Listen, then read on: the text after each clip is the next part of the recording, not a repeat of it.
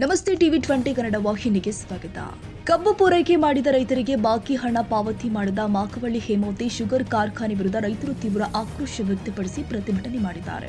ಮಂಡ್ಯ ಜಿಲ್ಲೆಯ ಕೆಆರ್ಪೇಟೆ ಪಟ್ಟಣದ ಮಿನಿ ವಿಧಾನಸೌಧದ ಮುಂಭಾಗ ರೈತರು ಚಾಟಿ, ಶಂಖ ಹಾಗೂ ಜಾಗಟೆ ಹಿಡಿದು ಪ್ರತಿಭಟನೆ ನಡೆಸಿ ಕಾರ್ಖಾನೆ ಆಡಳಿತದ ವಿರುದ್ಧ ಘೋಷಣೆಗಳನ್ನು ಕೂಗಿದ್ದಾರೆ.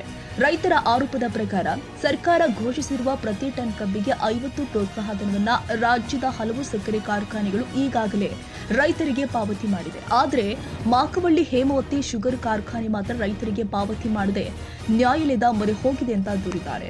ಕೂಡಲೇ ನ್ಯಾಯಾಲಯದಿಂದ ಪಡೆದಿರುವ ತಡೆಯಾಜ್ಞೆಯನ್ನ ಹಿಂಪಡೆದು ರೈತರಿಗೆ ಬಾಕಿ ಹಣವನ್ನು ಪಾವತಿ ಮಾಡಬೇಕು ಅಂತ ಆಗ್ರಹಿಸಿದ ಪ್ರತಿಭಟನಾಕಾರರು ಹಣ ಕೊಡೋ ತನಕ ಹೋರಾಟ ಮುಂದುವರಿಸುವುದಾಗಿ ಎಚ್ಚರಿಕೆ ಕೊಟ್ಟಿದ್ದಾರೆ. ಬಾಕಿ ಹಣ ಪಾವತಿ ಮಾಡದೆ ಕಾರ್ಖಾನೆಯ ಕಾರ್ಯಾರಂಭಕ್ಕೆ ಅವಕಾಶ ಕೊಡುವುದಿಲ್ಲ ಎಂದು ರೈತರು ಸ್ಪಷ್ಟಪಡಿಸಿದ್ದಾರೆ.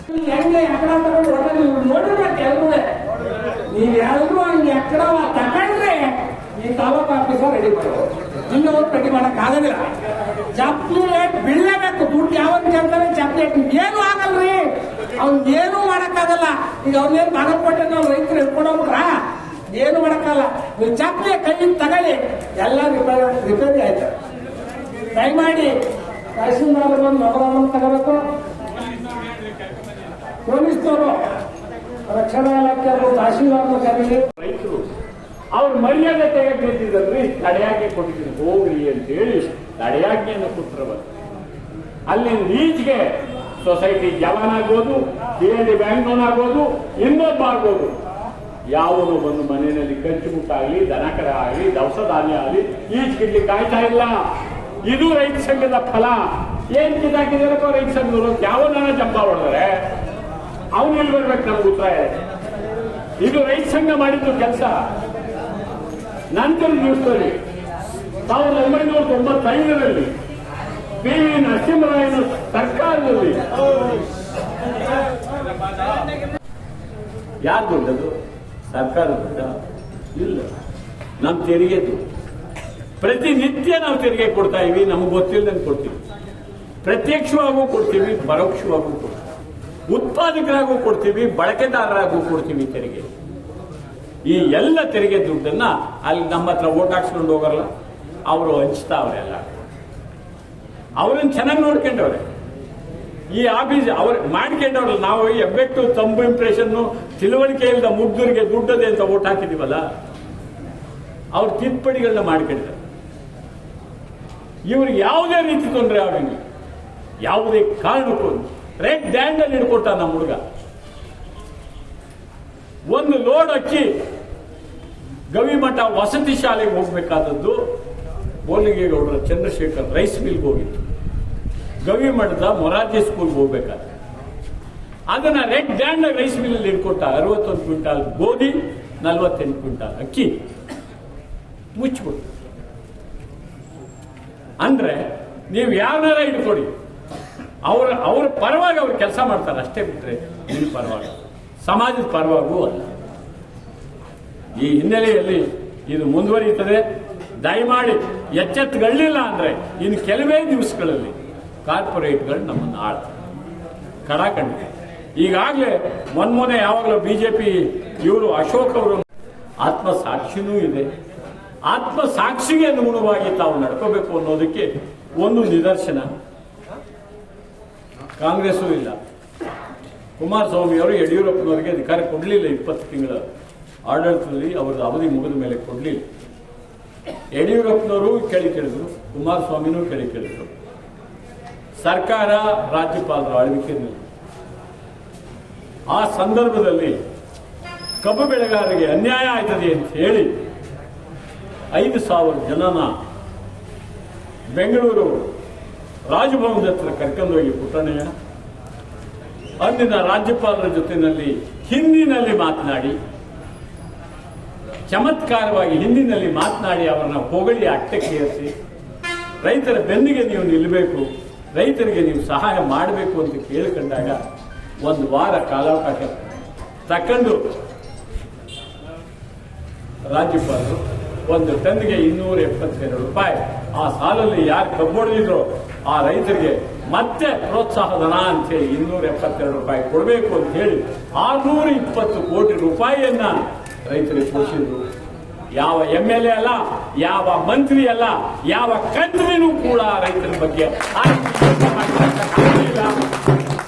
ಆದ್ರೆ ಎಲ್ಲ ರೈತರು ಕೂಡ ಕಬ್ಬೊಡ್ಬಿಟ್ಟು ಮಲ್ಲಿದ್ರು ಇಷ್ಟೇ ಸರಿ ಅಂತ.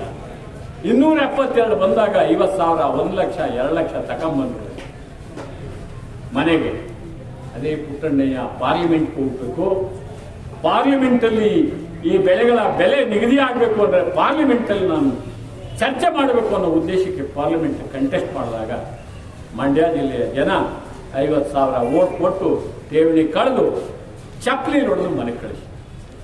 ದಯಮಾಡಿ ಯಾರು ಉಪಕಾರ ಪಡೆದಿದ್ರು ಅವತ್ತು, ಯಾರು ಉಪಕಾರ ಪಡೆದಿದ್ರು ಅವ್ರು ಅಷ್ಟು ಜನ ವೋಟ್ ಹಾಕಿದ್ರೆ ಖಂಡಿತವಾಗಿ ಪುಟ್ಟಣ್ಣನಿಗೆ ಠೇವಣಿ ಬತ್ತಿತ್ತು. ಸೋಲ್ತಿದ್ರು ಗೆದ್ದಿದ್ರು ನಂಗೆ ಗೊತ್ತಿಲ್ಲ.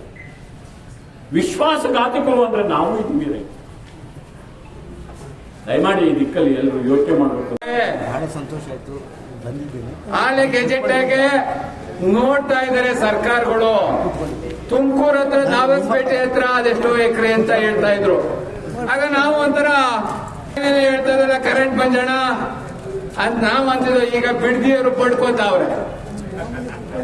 ರಬೋ ಅಂದ್ರೂ ಬಿಡ್ತಾ ಇಲ್ಲ. ನಾನ್ ಮಾಡಿಲ್ಲ, ಅವ್ನ್ ಮಾಡ್ದ, ಅವ್ನ್ ಮಾಡಿಲ್ಲ, ಇವ್ನ್ ಮಾಡಿ, ಎರಡು ಕಚ್ಚಾಡ್ತಾವೆ.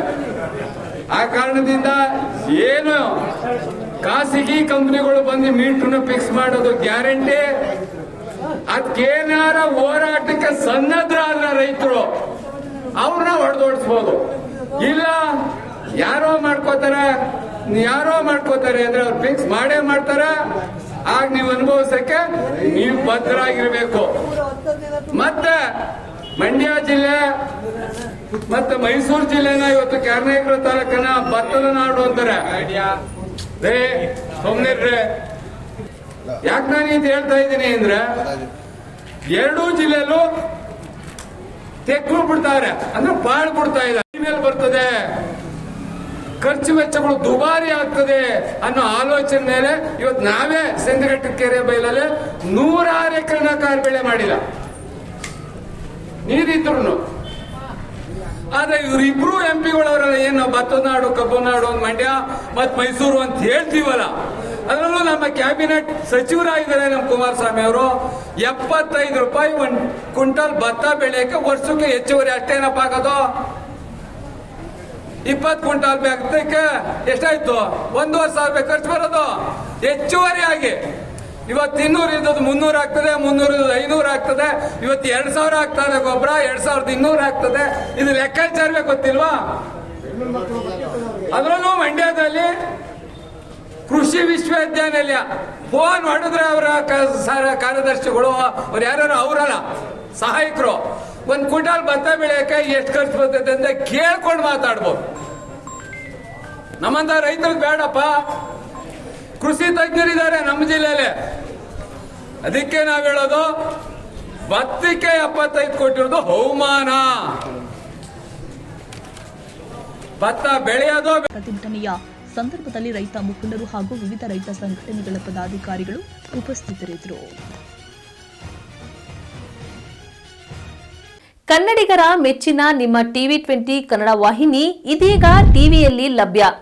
ಕರ್ನಾಟಕ ಮತ್ತು ದೇಶ ವಿದೇಶದ 360 ಡಿಗ್ರಿ ಸುದ್ದಿ ವಿವರವನ್ನ ಪಡೆಯುವುದಕ್ಕೆ TV20 ವಾಹಿನಿಯನ್ನು ಲೈಕ್ ಮಾಡಿ, ವಿಡಿಯೋಗಳನ್ನು ಶೇರ್ ಮಾಡಿ, ಕಮೆಂಟ್ ಮಾಡಿ, ಸಬ್ಸ್ಕ್ರೈಬ್ ಮಾಡಿ. HCN ಕೇಬಲ್ 842 ನಂಬರ್ನಲ್ಲಿ ಹುಕ್ಕೇರಿ ತಾಲೂಕು ಹಾಗೂ ಸಂಕೇಶ್ವರದ ಸುತ್ತಮುತ್ತಲಿನ ಹಳ್ಳಿಗಳಲ್ಲಿ ಲಭ್ಯ. PCN ಕೇಬಲ್ 129 ನಂಬರ್ನಲ್ಲಿ ಹಾರುಗೆರೆ ಸುತ್ತಮುತ್ತಲಿನ ಹಳ್ಳಿಗಳಲ್ಲಿ ಲಭ್ಯ.